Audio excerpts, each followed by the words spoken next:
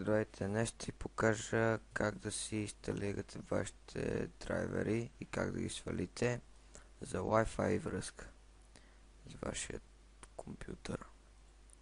Така, влизате в Google и съответно пишете от модела ви на лаптопа.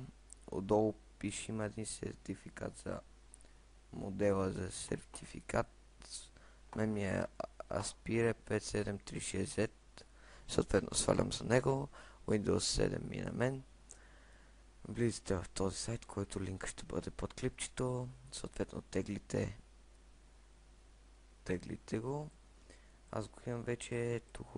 След това го прехвърляте на флашка или диск. Аз го прехвърлям на флашка.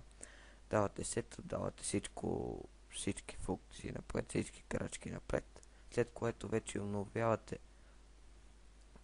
обновявате работния под, след което вече имате Wi-Fi връзка, само което трябва да свържете с вашия модем и вече можете да серфирате в интернет.